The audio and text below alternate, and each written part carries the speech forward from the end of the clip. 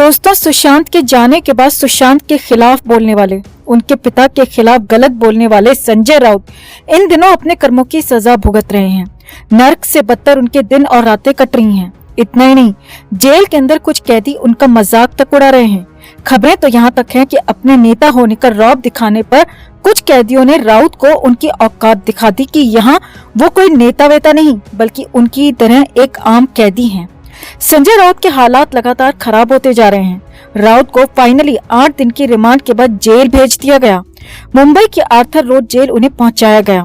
सोमवार की देर शाम राउत को जेल लाया गया, उन्हें जेल में डाल दिया गया।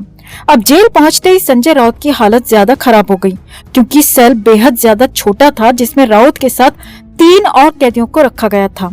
और यही नहीं, नवाब मलिक को जो सेल दिया गया है ठीक उसके बगल वाले सेल में ही संजय राउत को रखा गया। यहाँ पहुंचते ही राउत की भूख खत्म हो गई, नींद उड़ गई और पहली बार बेहद मुश्किलों में उनकी रात कटी। रात काटना उनके लिए मुश्किल हो गया, शाम बिताना उनके लिए जी का जंजाल हो गया। तो क्या हुआ जब Sanjay Raut Arthur Road jail पहुंचे और कैसे कटी उनकी पहली रात? खाना खाने को लेकर क्या हुआ और कैदी नंबर मिलने का क्या है किस्सा? पूरा सब कुछ आपको बताते हैं अपडेट। आप भी वीडियो को लाइक और शेयर कर अपना प्यार और सपोर्ट दिखाएं और कमेंट में संजय राउत को लेकर अपनी राय, अपनी बात जरूर रखें। चैनल के साथ जुड़कर चैनल को सब्सक्राइब कर हमारी आवाज बने। तो सोमवार यानी कि 8 अगस्त को संजय राउत को कोर्ट में पेश किया गया, क्योंकि उनकी रिमांड खत्म हो रही थी। स्पेशल पीएमएलए कोर्ट में राउत को लेकर सुनवाई हुई, जिसके बाद संजय राउत को न्यायिक हिरासत यानी कि जेल भेज दिया गया। 14 दिन के लिए राउत जेल भेजे गए। संजय राउत का भी अगला ठिकाना वही आर्थर रोड जेल थी, जिसमें उनके जैसे बाकी कैदियों को पहले से ही रखा गया था। सोमवार की शाम करीब 5 बजे के आसपास ईडी की गाड़ी संजय राउत को लेकर आर्थर रोड जेल पहुंची और करीब 25 से 35 मिनट की फॉर्मेलिटी के बाद संजय राउत को जेलर को सौंप दिया गया। संजय राउत को जेल के अंदर लाया गया। हालांकि अभी संजय राउत विचाराधीन कैदी हैं, यानी कि उनका दोष अभी साबित नहीं हुआ है, इसीलिए उन्हें अपने सिविल कपड़े पहनने की इजाजत दी गई।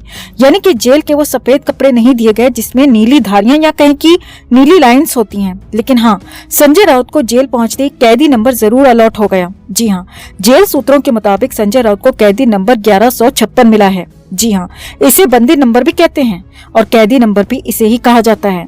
तो वो नंबर संजय राउत को मिल गया, पहले दिन मिल गया, पहले ही घंटे में मिल गया और वो कैदी नंबर था 1156। यानी कि अब जब तक संजय राउत इस जेल में रहेंगे तो वो संजय राउत या फिर राउत या शिवसेना नेता नहीं बल्कि कैदी नंबर 1156 के नाम से ही जाने जाएंगे, पहचाने जाएंगे।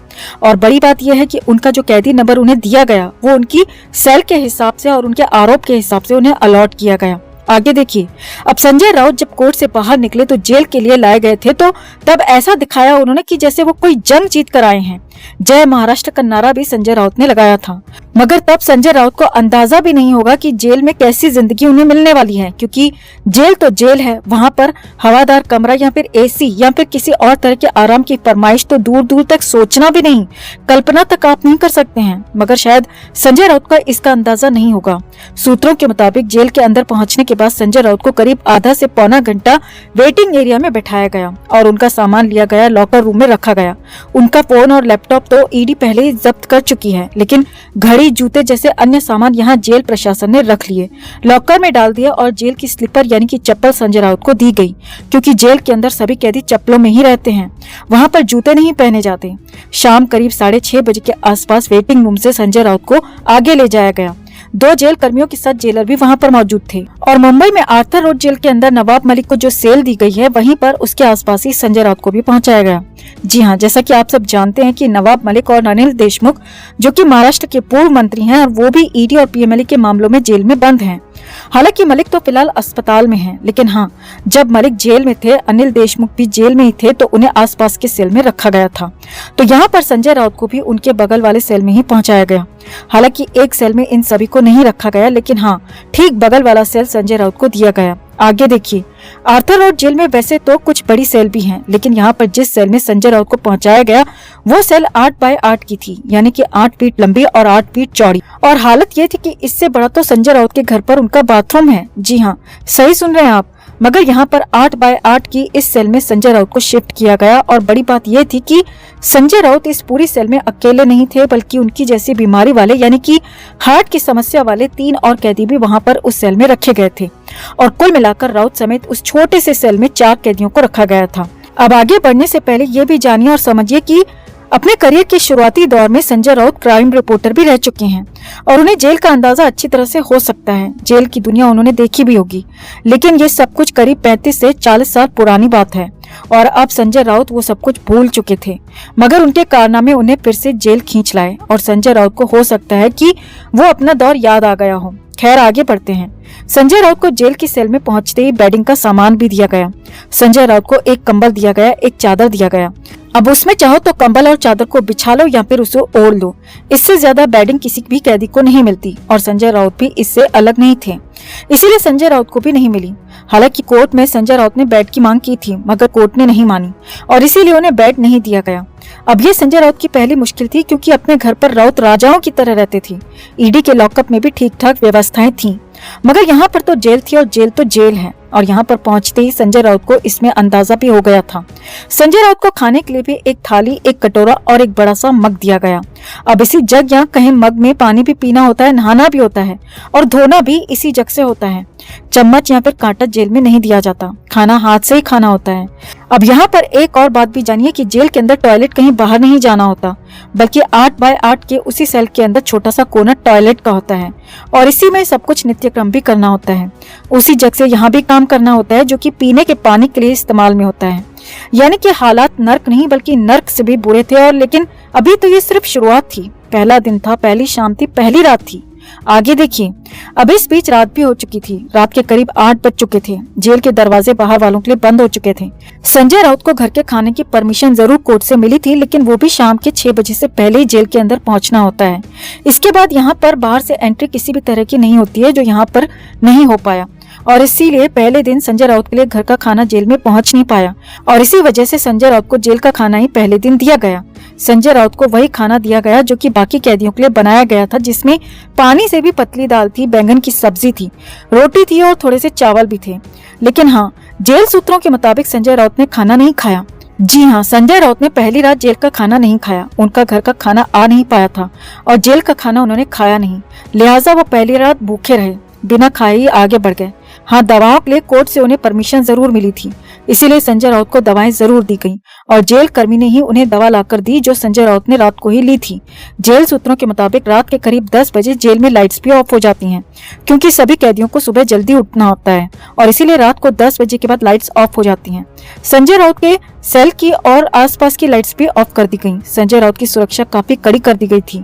राउत की सेल के बाहर 2 के बजाय 4 बंदी रक्षक रखे गए हैं, जो कि वहां पर पहरेदारी कर रहे हैं।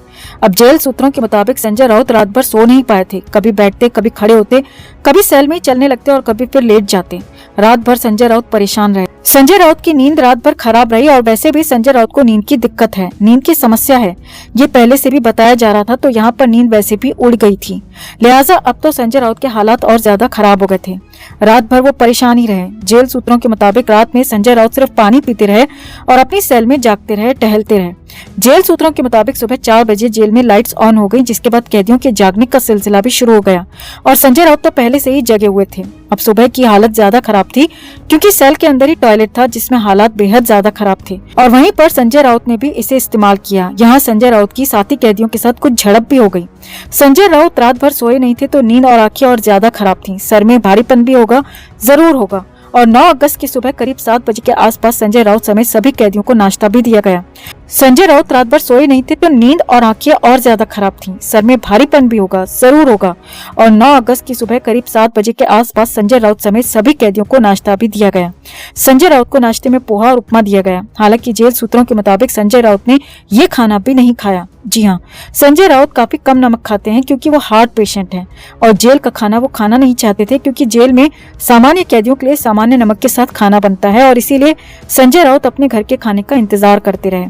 सुबह करीब 8:30 बजे के आसपास संजय राउत के घर से खाना भी पहुंचाया गया और वही खाना संजय राउत ने थोड़ा बहुत खाया। जी हाँ, यहाँ भी संजय राउत ने बहुत ज्यादा खाना नहीं खाया, क्योंकि उनकी हालत खराब थी, चेहरे पर हवाइयां उड़ी हुई थी। हाँ, उन्होंने कुछ खाना खाया और उसके बाद दवाएं भी ली। संजय राउत की पहली रात कुल मिलाकर जेल में बेहद बुरी रही।